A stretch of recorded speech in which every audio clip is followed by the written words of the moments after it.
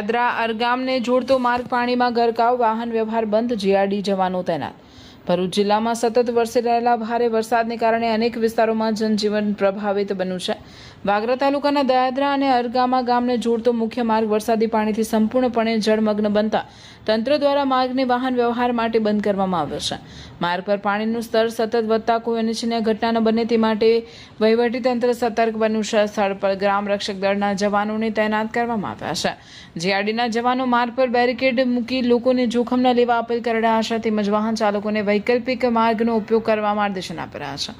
સ્થાનિકોના જણાવ્યા મુજબ ભારે વરસાદને કારણે માર્ગ પર કમર સુધી પાણી ભરાઈ જતા અવરજવર સંપૂર્ણપણે ઠપ થઈ ગઈ છે। દયાદરા અને અરગામ વચ્ચે રોજિંદી અવરજવર કરતા લોકો તેમજ ખેડૂતોને ભારે હાલાકીનો સામનો કરવો પડી રહ્યો છે।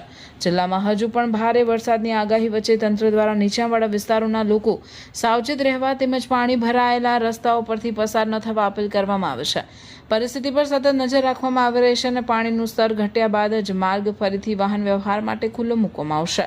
પ્રશાસન દ્વારા લોકોને અફવાઓથી દૂર રહેવા, અધિકૃત સૂચનાઓનું પાલન કરવા અને પોતાની સુરક્ષાને પ્રથમ પ્રાથમિકતા આપવા અનુરોધ કરવામાં આવ્યો છે। રિપોર્ટર રફીક દિવાન, N24 ગુજરાતી ન્યૂઝ, ભરૂચ।